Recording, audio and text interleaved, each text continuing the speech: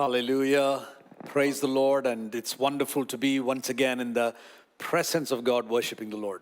Hallelujah. ദൈവത്തിന്റെ മഹത്വം ദൈവത്തിന്റെ സാന്നിധ്യത്തിൽ ഒരിക്കൽ കൂടെ ആകുവാൻ കഴിയുന്നത് വലിയൊരു അനുഗ്രഹമാണ്. Our church is a praying community. നമ്മുടെ സഭ പ്രാർത്ഥിക്കുന്ന ഒരു കൂട്ടായ്മയാണ്. We must be a praying community that knows and is familiar with taking things into the presence of God. നാം പ്രാർത്ഥിക്കുന്ന ഒരു കൂട്ടമാകണം ദൈവസാന്നിധ്യത്തിലേക്ക് കാര്യങ്ങളെ എത്തിക്കുന്ന അല്ലെങ്കിൽ കാര്യങ്ങളെ എടുക്കുവാൻ തക്കവണ്ണം പരിചിതമായിട്ടിരിക്കുന്ന ഒരു കുടുംബമായിരിക്കണം. But I sense in my heart the Holy Spirit is changing things by taking us deeper into responsibly interceding for people and for the land. ഞാൻ വിശ്വസിക്കുന്നു പരിശുദ്ധാത്മാവ് ഉത്തരവാദിത്തത്തോടുകൂടെ വ്യക്തികൾക്ക് വേണ്ടിയും ദേശത്തിന് വേണ്ടിയും ഇടവിൽ നിന്ന് പ്രാർത്ഥിക്കുവാൻ തക്കവണ്ണം നമ്മെ നയിച്ചുകൊണ്ടിരിക്കുന്നു. Last week we looked at this topic that you are the salt of the earth. കഴിഞ്ഞ ആഴ്ച നാം കാണുകയുണ്ടായി നിങ്ങൾ ഭൂമിയുടെ അല്ലെങ്കിൽ ലോകത്തിന്റെ ഉപ്പാകുന്നു എന്നുള്ള ആ വാക്ക്. We have been looking at the message of the kingdom, this upside down kingdom that the Lord is calling, which people did not understand. What they thought was the right way of following God,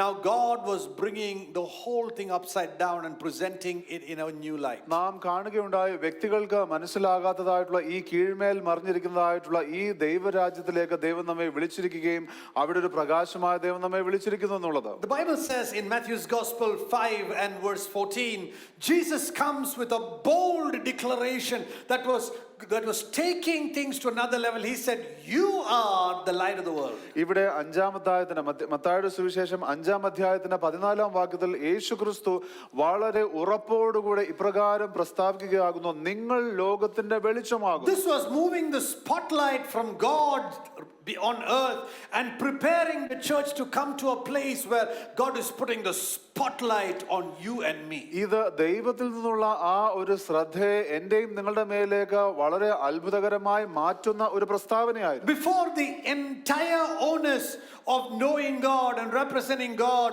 was upon Jesus, where the Bible said Jesus was the light of the world. മുമ്പ് യേശുവിലായിരുന്നു ദൈവത്തെ പ്രതിനിധീകരിക്കുവാനായിട്ടുള്ള വലിയ ഉത്തരവാദിത്തം. അതുകൊണ്ടാകുന്നു വചനം പറയുന്നത് യേശു ലോകത്തിന്റെ വെളിച്ചമായിരുന്നു. But now the Bible says that Jesus is coming and saying that we are the light of the world. എന്നാൽ ഇപ്പോൾ വചനം പറയുകയാകുന്നു നാം ലോകത്തിന്റെ വെളിച്ചമാകുന്നു എന്നുള്ളത്. So here in the scriptures, if we are the light of the world, the Bible says a city set on a hill cannot be hidden.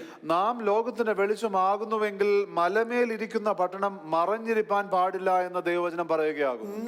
Nor do men light a lamp and put it under the peck measure, but on a lampstand, and it gives light to all that are in the house. വിളക്ക് കത്തിച്ച് പറയിൻ കീഴല്ല തണ്ടിന്മേൽ എത്ര വെക്കുന്നത്, അപ്പോൾ അത് വീട്ടിലുള്ള എല്ലാവർക്കും പ്രകാശിക്കും. So God was moving the shifting things from Christ being the light of the world to us now, that we should not be hidden. Our light should shine out to the whole world. അപ്പോൾ യേശുക്രിസ്തു ലോകത്തിന്റെ പ്രകാശമാകുന്നു വെളിച്ചമാകുന്നു എന്നുള്ള ആ പശ്ചാത്തലത്തിൽ നിന്ന് നാം ലോകത്തിന്റെ വെളിച്ചമാകുന്നു എന്നുള്ള നിലയിലേക്ക് വലിയ ഒരു മാറ്റം അവിടെ സംഭവിക്കുകയാണ്. So here it brings about two messages. ഇവിടെ രണ്ട് സന്ദേശങ്ങൾ നമുക്ക് കാണുവാൻ കഴിയും. One message that if you are the light, the Bible says in verse 15, you don't put it hidden under a peck or a lamp, but on a lampstand, and it gives a light to all that are in the house. ആദ്യമായിട്ട് 15-ാമത്തെ ഭാഗത്തിൽ നമുക്ക് കാണുവാൻ കഴിയുന്നു, നിങ്ങൾ ലോകത്തിന്റെ വെളിച്ചമാകുന്നുവെങ്കിൽ അത് കത്തിച്ച് പറയിൻ കീഴല്ല എന്നാൽ തണ്ടിന്മേൽ എത്ര വെക്കുന്നത്. So light to all the house. ഭവനത്തിലെ എല്ലായിടത്തേക്കും എല്ലാവർക്കും വെളിച്ചം നൽകുക. If we love Jesus, God is calling us as a family to be a light in all the house. ഈ ദൈവത്തിന് നാം ഒരു വെളിച്ചമായിരിക്കുന്നുവെങ്കിൽ, നാം ദൈവത്തെ സ്നേഹിക്കുന്നുവെങ്കിൽ ഭവനത്തിന് മുഴുവൻ വെളിച്ചം നൽകുവാനായിട്ട് ദൈവം നമ്മെ വിളിച്ചിരിക്കുന്നു. Which means in the body of Christ also God has called us to be a light. അതിന്റെ അർത്ഥം ഈ ദൈവത്തിൻ്റെതായിട്ടുള്ള ശരീരത്തിലും യേശുക്രിസ്തു നമ്മെ വിളിച്ചിരിക്കുന്നത് ദൈവത്തിന്റെ പ്രകാശമാകുവാനാണ്. Everybody in the family, everybody in the house. കുടുംബത്തിലെ എല്ലാവരും തന്നെ. And that means, sometimes we might say, oh, that person, he says he's a believer, but he's not walking with God. That person, he's a pastor, he's not walking, he doesn't love God. God is saying, no, don't point all that. You are the light of the world, and now you be a light to the whole house. ഒരു പക്ഷേ ചിലപ്പോൾ നാം വ്യക്തികൾ ഇങ്ങനെ പറയുന്നത് കേൾക്കുമായിരിക്കാം, ആ വ്യക്തി ദൈവത്തിന് കൂടെ നടക്കുന്നില്ല, ഈ പാസ്റ്റർ ദൈവത്തിന് ഹിതം ചെയ്യുന്നില്ല എന്നുള്ളത്. എന്നാൽ ദൈവം എന്ന് നമ്മോട് പറയുന്നത്, നാം ഈ കുടുംബത്തിന്റെ ഭവനത്തിന്റെ ഭാഗമാകുന്നുവെങ്കിൽ നിങ്ങൾ ഈ ലോകത്തിന് വെളിച്ചമാകേണ്ടതാകുന്നു. So when God does that, and then look at the next verse, let your light shine among men in such a way that they may see your good works and glorify your Father who is in heaven. Let your light now shine among men. One in the house, now among men. അതിനുശേഷം 16-ാമത്തെ വാക്യം ഇങ്ങനെ പറയുകയാകുന്നു, അങ്ങനെ തന്നെ മനുഷ്യർ നിങ്ങളുടെ നല്ല പ്രവൃത്തികളെ കണ്ട് സ്വർഗസ്ഥനായ നിങ്ങളുടെ പിതാവിനെ മഹത്വപ്പെടുത്തുന്നതിന് നിങ്ങളുടെ വെളിച്ചം അവരുടെ മുമ്പിൽ പ്രകാശിക്കട്ടെ. രണ്ട് കാര്യങ്ങളാകുന്നു ഇവിടെ പറയുന്നത്. ഒന്ന്, ഭവനത്തിൽ വെളിച്ചമാകുവാനായിട്ടും, രണ്ട്, മനുഷ്യരുടെ മുമ്പാകെ നിങ്ങളുടെ പ്രകാശം വെളിപ്പെടുവാനായിട്ടും. But in verse 14 we see the Bible says, you are the light of the world, a city set on a hill cannot be hidden. എന്നാൽ 14-ാമത്തെ വാക്യത്തിൽ നാം കാണുന്നു, നിങ്ങൾ ലോകത്തിന്റെ വെളിച്ചമാകുന്നു, മലമേലിരിക്കുന്ന പട്ടണം മറഞ്ഞിരിപ്പാൻ പാടില്ല. Which means this is not for the house, this is for the land. God is saying you are firstly a light in the house, and now God is saying no, not only in the house, you cannot be a private light, you are first a city on a hill. അതിന്റെ അർത്ഥം എന്ന് പറയുന്നത്, ദൈവം ഇവിടെ പറയുന്നത്, നിങ്ങൾ ഈ ഭവനത്തിന് വെളിച്ചമാകുന്നു, എന്നാൽ സ്വകാര്യമായിട്ടുള്ള ഒരു വെളിച്ചമാകുവാനായിട്ടല്ല ദൈവം നിങ്ങളെ വിളിച്ചിരിക്കുന്നത്. ദൈവം നിങ്ങളെ വിളിച്ചിരിക്കുന്നത് പട്ടണത്തിന് വേണ്ടിയാകുന്നു, അല്ലെങ്കിൽ ലോകത്തിന് വേണ്ടിയാകുന്നു. Sometimes people say, Pastor, I'm waiting for God to call me full time. ചില വ്യക്തികൾ ചിലപ്പോൾ ഇങ്ങനെ പറയാറുണ്ട്, പാസ്റ്റർ, ദൈവം എന്നെ പൂർണ്ണസമയ സുവിശേഷ വേലയിലേക്ക് വിളിക്കുവാനായിട്ട് ഞാൻ കാത്തിരിക്കുന്നു. Yeah, no, I want to tell such people who are waiting for God to call you full time, I want you to know God already called you full time in Matthew's Gospel 28. Go into all the world, make disciples of every nation. We all are full time. അപ്രകാരം കാത്തിരിക്കുന്നവരോട് ഞാൻ പറയട്ടെ, ദൈവം നിങ്ങളെ പൂർണ്ണസമയ സുവിശേഷ വേലയ്ക്കായിട്ട് ഇപ്പോൾ തന്നെ വിളിച്ചിരിക്കുന്നു. കാരണം മത്തായിയുടെ സുവിശേഷം 28-ാം അധ്യായത്തിൽ പറയുന്നത്, നിങ്ങൾ ലോകമെമ്പാടും പോയി നിങ്ങൾ ശിഷ്യന്മാരെ ഉണ്ടാക്കുവിൻ. I think it is incorrect for people to say, God, I'm waiting for God to call me full time. ദൈവം എന്നെ പൂർണ്ണസമയ സുവിശേഷ വേലയിലേക്ക് വിളിക്കുവാൻ ഞാൻ കാത്തിരിക്കുന്നു എന്ന് പറയുന്നത് തെറ്റായ ഒരു കാര്യമാണ്. I think it is correct to say, I'm waiting for God to release me from my secular assignment. എന്നാൽ ശരിയായിട്ടുള്ള ഉപയോഗം, അല്ലെങ്കിൽ ശരിയായിട്ട് പറയുവാൻ കഴിയുന്ന ഇതാകുന്നു, ഞാൻ മറ്റു ജോലിയിൽ നിന്ന് ദൈവം എന്നെ വിട്ട് പൂർണ്ണമായിട്ട് ദൈവത്തെ ശുശ്രൂഷിക്കുവാൻ ദൈവം എന്നെ വിളിച്ചിരിക്കുന്നു എന്നുള്ളത്. It's incorrect to say I'm waiting for God to call me to ministry. It is correct to say I am waiting for God to release me from my extra secular assignment. ദൈവം എന്നെ പൂർണ്ണമായിട്ടും ദൈവവേലയ്ക്ക് വിളിച്ചിരിക്കുന്നു എന്ന് പറയുവാനായിട്ട്, വിളിക്കുന്നു, അതിനെ ഞാൻ കാത്തിരിക്കുന്നു എന്ന് പറയുന്നത് തെറ്റാകുന്നു. എന്നാൽ മറ്റ് ജോലിയിൽ നിന്ന് ദൈവം എന്നെ വിടുവാനായിട്ട് ഞാൻ കാത്തിരിക്കുന്നു എന്ന് പറഞ്ഞാൽ അത് ശരിയാകും. And those that understand that your ministry also is done through your secular assignment, then you understand you're already in full-time ministry. എന്നാൽ നിങ്ങൾ ഇപ്പോൾ ആയിരിക്കുന്ന മറ്റു ജോലികളിലൂടെയും ദൈവത്തിന് ശുശ്രൂഷ ചെയ്യുവാൻ കഴിയുമെന്ന് നിങ്ങൾ വിശ്വസിക്കുന്നുവെങ്കിൽ നിങ്ങൾ ഇപ്പോൾ തന്നെ പൂർണ്ണസമയ സുവിശേഷ വേലയിലായിരിക്കുന്നു. How can you be a light to the city unless you rise up to a place of influence on top of the hill? ആ മലമേൽ ഒരു സ്വാധീനത്തിൻ്റെതായിട്ടുള്ള വ്യക്തിയായി നിങ്ങൾ ഉയരുന്നില്ല എങ്കിൽ എങ്ങനെ നിങ്ങൾക്ക് ലോകത്തിന്റെ പ്രകാശമാകുവാൻ കഴിയും? Many times when people go up in the sports world and then they make their faith known that they follow Jesus unashamedly, they do that because they become a light on a hill. പലപ്പോഴും കായിക രംഗത്ത് വ്യക്തികൾ ഏറ്റവും മികച്ച രീതിയിൽ അവർ നേട്ടങ്ങൾ നേടുകയും അതിനുശേഷം അവരുടെ വിശ്വാസത്തെ ലജ്ജയില്ലാതെ അവർ ഏറ്റുപറയുകയും ചെയ്യുമ്പോൾ അവർ ആ രംഗത്ത് ദൈവത്തിന് വെളിച്ചമായിരിക്കുന്നത് കൊണ്ടാകുന്നു. You know, in America there are some slangs that are used. നിങ്ങൾക്കറിയാമോ, അമേരിക്കയിൽ ചില ശൈലികളുണ്ട് ഉപയോഗിക്കുന്നത്. They use the word, you know, back in my hood. Back in my hood എന്നുള്ള പദപ്രയോഗമുണ്ട്. And there on the hill. And there on the hill. You know, the hood is actually back in my neighborhood. Hood എന്ന് പറയുന്നത് ഉദ്ദേശിക്കുന്നത് എന്റെ അയൽപക്കത്ത് എന്നുള്ള അർത്ഥത്തിലാണ്. And there on the hill is up there in Capitol Hill. എന്നാൽ up in the hill എന്ന് പറയുന്നത് തലസ്ഥാനത്ത് എന്നുള്ള അർത്ഥത്തിൽ. I want God to use us in the hood and on the hill. ദൈവം നമ്മെ അയൽപക്കത്തും എന്നാൽ തലസ്ഥാനത്തും മുഖ്യ സ്ഥലത്തും ഉപയോഗിക്കണമെന്ന് ആഗ്രഹിക്കുന്നു. If God has placed you to shine in the hood, then do that. If God wants you to shine on the hill, then do that. But get out there and let your light shine among all men. ദൈവം നിങ്ങളെ ആക്കി വെച്ചിരിക്കുന്നത് അയൽപക്കത്ത് പ്രയോഗിക്കുവാൻ അല്ലെങ്കിൽ ഉപയോഗപ്പെടുവാനാകുന്നുവെങ്കിൽ നിങ്ങൾ അത് ചെയ്യുക. അല്ലെങ്കിൽ ദൈവം നിങ്ങളെ തലസ്ഥാനത്താക്കി വെച്ചിരിക്കുന്നെങ്കിൽ തീർച്ചയായും ദൈവം അവിടെ നിങ്ങളെ ഉപയോഗിക്കട്ടെ. എന്നാൽ തീർച്ചയായിട്ടും ദൈവത്താൽ ഉപയോഗിക്കപ്പെടുവാനായിട്ട് ആവേശത്തോടു കൂടി ആയിരിക്കും. I believe in my heart God has called me for the hood and for the hill, ഞാൻ വിശ്വസിക്കുന്നു ദൈവം എന്നെ അയൽപക്കത്തേക്കും അതോടൊപ്പം തന്നെ തലസ്ഥാനത്തേക്കും ആക്കി വെച്ചിരിക്കുന്നു, including Capitol Hill. അത് തലസ്ഥാന നഗരിയിൽ തന്നെ. Because if God calls you, then the fear of the Lord should ask you to pursue the assignment that God has for you in your lifetime. കാരണം ദൈവം നിങ്ങളെ വിളിച്ചിരിക്കുന്നുവെങ്കിൽ നിങ്ങളുടെ ജീവിതകാലത്ത് ദൈവം നിങ്ങൾക്ക് നൽകിയിരിക്കുന്ന ദൗത്യം എന്തെന്ന് അന്വേഷിക്കുവാനുള്ള ദൈവഭയം നിങ്ങൾ ഉണ്ടായിരിക്കണം. If God is calling you to the hill, then don't sit in the hood. You need to go to scout the hill and pray in the hill. ദൈവം മലമേൽ നിങ്ങളെ വിളിച്ചിരിക്കുന്നുവെങ്കിൽ നിങ്ങൾ അയൽപക്കത്തിരുന്ന് നിങ്ങൾ സമയം കളയരുത്. ആ മല എങ്ങനെയാകുന്നു എന്നുള്ളത് പരിശോധിക്കുവാൻ നിങ്ങൾ തയ്യാറെടുത്താട്ടെ. I believe you can work in the day for the hill and you can work by night in the hood. ഞാൻ വിശ്വസിക്കുന്നു പകൽ സമയത്ത് മലയിലുള്ള ആ ശുശ്രൂഷയ്ക്കായിട്ട് ജോലി ചെയ്യുവാനായിട്ടും രാത്രി അയൽപക്കത്ത് വേല ചെയ്യുവാനും നിങ്ങൾക്ക് കഴിയും. So don't say God called me to full time. അതുകൊണ്ട് ദൈവം ഒരിക്കലും ഇപ്രകാരം നിങ്ങൾ പറയരുത്, ദൈവം എന്നെ പൂർണ്ണസമയ സുവിശേഷ വേലയിലേക്ക് വിളിച്ചിട്ടില്ല. I think it is right to say, Lord, teach me to serve full time. എന്നാൽ ഇപ്രകാരം പ്രാർത്ഥിക്കുന്നത് ശരിയായിരിക്കും. കർത്താവേ, പൂർണ്ണമായി അങ്ങേ ശുശ്രൂഷിക്കുവാൻ എന്നെ സഹായിക്കണം. Let me say that again. ഒരിക്കൽ കൂടെ പറയാം. I think it's wrong to say God called me to full time. I think it's right to say, Lord, teach me to serve full time. ദൈവം എന്നെ പൂർണ്ണസമയ സുവിശേഷ വേലയിലേക്ക് വിളിച്ചിരിക്കുന്നു എന്ന് പറയുന്നത് തെറ്റാകുന്നു. എന്നാൽ ദൈവമേ, പൂർണ്ണമായ അമ്മേ ശുശ്രൂഷിക്കുവാൻ സഹായിക്കണമേ എന്ന് പ്രാർത്ഥിക്കുന്നത് ശരിയായി. Let your light shine among men in the hood and on the hill. അയൽപക്കത്താണെങ്കിലും ശരി മലമേലാണെങ്കിലും ശരി നിങ്ങളുടേതായിട്ടുള്ള വെളിച്ചം വ്യക്തികളുടെ ഇടയിൽ വിളങ്ങട്ടെ. Then Jesus says in Matthew 5, he goes on to say this, do not think I came to abolish the law of the prophets. I didn't come to abolish the law. I came to fulfill this. അതിനുശേഷം 5-ാമത്തെ അധ്യായത്തിൽ ഇങ്ങനെ പറയുകയാകുന്നു, ഞാൻ നിയമത്തെ തകർക്കുവാൻ വന്നു നിങ്ങൾ ചിന്തിക്കരുത്, എന്നാൽ നിയമത്തെ പൂർത്തീകരിക്കുവാൻ ഞാൻ വന്നിരിക്കുന്നു. When the Jewish people saw Jesus, it sounded like he came to abolish the Jewish law. അപ്പോൾ യഹൂദന്മാർ യേശുവിനെ കണ്ടപ്പോൾ അവർക്ക് ഒരു ചിന്ത തോന്നിയത് ന്യായപ്രമാണത്തെ തകർക്കുവാൻ യേശുക്രിസ്തു വന്നു എന്നുള്ളതാണ്. But he says, no, I didn't come to abolish it. I came to fulfill it in this new kingdom. എന്നാൽ യേശുക്രിസ്തു പറയുകയാകുന്നു, ഈ ന്യായപ്രമാണത്തെ നീക്കുവാനല്ല ഞാൻ വന്നിരിക്കുന്നത്, എന്നാൽ ഈ പുതിയ രാജ്യത്തിൽ അതിനെ നിവർത്തിക്കുവാൻ അത്രേ ഞാൻ വന്നിരിക്കുന്നു. I have come to accomplish it, says the Lord. അതിനെ നിവർത്തിക്കുവാൻ ഞാൻ വന്നിരിക്കുന്നു എന്ന് യേശു He പറയുകയാകുന്നു. says that nothing will go from this law until it is completely accomplished.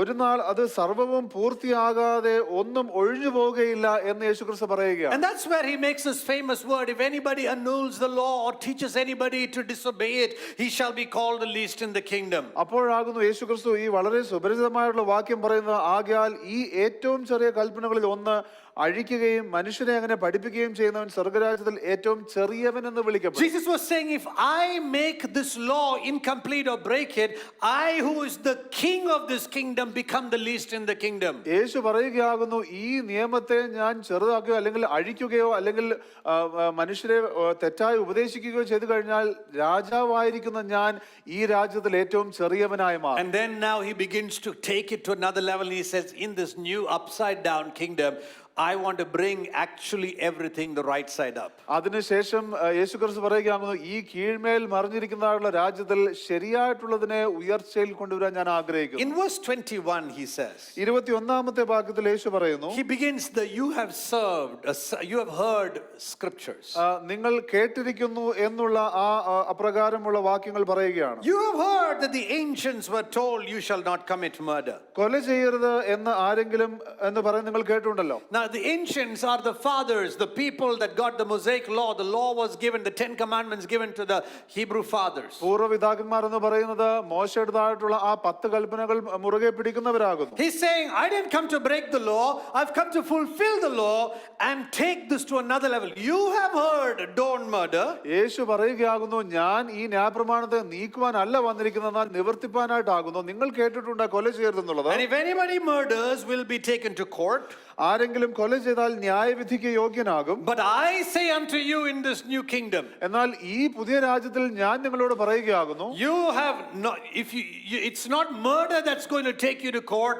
It's going to be, if you're angry with your brother or sister even today, you will be guilty before the court, says the Lord. കൊലയല്ല നിങ്ങളെ ന്യായവിധിക്ക് യോഗ്യനാക്കുവാൻ പോകുന്നത്, എന്നാൽ ഈ പുതിയ രാജ്യത്തിൽ സഹോദരനോടോ സഹോദരിയോടോ കോപിക്കുന്നവൻ എല്ലാം ന്യായവിധിക്ക് യോഗ്യനാകും. Then the Bible goes on to say, if you call somebody raka, which means good for nothing or empty head, you're looking at somebody and saying, you empty head, if you call him that, the Bible says you will stand before the Supreme Court. അതിനുശേഷം പറയുന്നത് സഹോദരനോട് നിസ്സാര എന്ന് പറഞ്ഞാലോ ന്യായാധിപ സഭയുടെ മുമ്പിൽ നിൽക്കേണ്ടി വരും. And if you call somebody you fool, you shall be liable to go to fiery hell. മൂഢ എന്ന് പറഞ്ഞാലോ അഗ്നിനരകത്തിന് യോഗ്യനാകും. Why was God saying if you call somebody you fool, you're going to hell? എന്തുകൊണ്ടാകുന്നു ദൈവം ഇങ്ങനെ പറഞ്ഞത് മൂഢ എന്ന് വിളിച്ചാൽ അഗ്നിനരകത്തിന് നിങ്ങൾ യോഗ്യനാകും എന്നുള്ളത്? Because the moment we are calling somebody you fool in pride, in self-righteousness, we are saying, oh, how much better we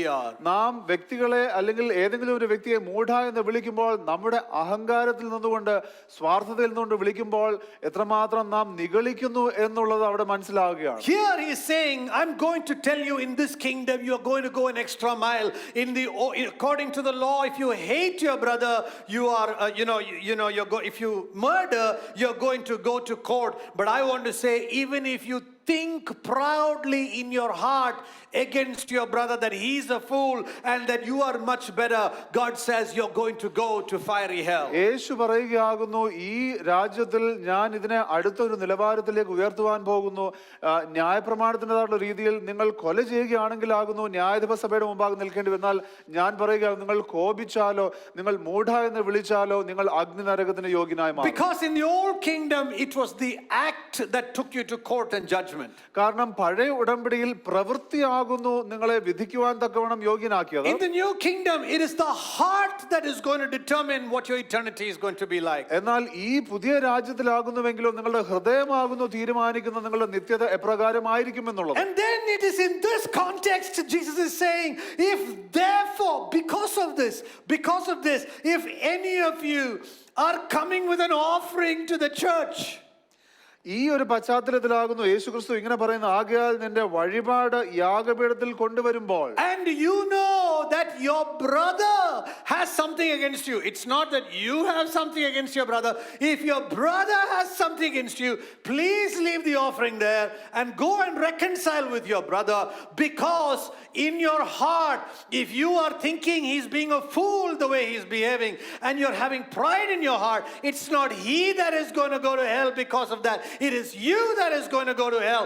This is a kingdom on another level. അവിടെ പറയുകയാകുന്നു, ആ സമയത്ത് നിങ്ങളുടേതായിട്ടുള്ള സഹോദരന് നിന്റെ നേരെ വല്ലതും ഉണ്ടെന്ന് അവിടെ വെച്ച് ഓർമ്മ വന്നാൽ, നിനക്ക് നിന്റെ സഹോദരനോട് എന്തെങ്കിലും ഉണ്ടോ എന്നല്ല പറയുന്നത്, എന്നാൽ സഹോദരന് നിന്റെ നേരെ വല്ലതും ഉണ്ടെന്ന് ഓർമ്മ വന്നാൽ നിന്റെ വഴിപാട് അവിടെ യാഗപീഠത്തിന് മുമ്പിൽ വെച്ചേച്ച് ഒന്നാമത് ചെന്ന് സഹോദരനോട് നിരന്നുകൊള്ളുക. നീ ചിന്തിക്കുകയാകുന്നു നിന്റെ സഹോദരൻ എന്തുകൊണ്ട് ഇങ്ങനെ മൂഢനെ പോലെ പെരുമാറുന്നു ചിന്തിക്കുന്നുവെങ്കിൽ നിന്റെ അഹങ്കാര നിമിത്തം നിത്യനരകത്തിന് യോഗ്യനാകുന്ന നീ ആയിരിക്കും. Keep your gift at the altar and run to the brother who's got a problem with you. നിന്നോട് പ്രശ്നമുള്ള ആ സഹോദരന്റെ അടുക്കലേക്ക് നിന്റെ വഴിപാട് ഇവിടെ വെച്ചുകൊണ്ട് ഓടിപ്പോവുക. Which means God is saying there is something that you need to fix, you need to do with greater urgency than bringing a gift to the altar. അപ്പോൾ ദൈവം പറയുകയാകുന്നു, ഒരു യാഗപീഠത്തിന് മുമ്പാകെ നിന്റെ വഴിപാട് കൊണ്ടുവരുന്നതിനേക്കാൾ വളരെ അത്യാവശ്യം എന്ന് പറയുന്നത് മറ്റെന്തോ ചിലതാകുന്നു. Sometimes our gift to the altar is our money.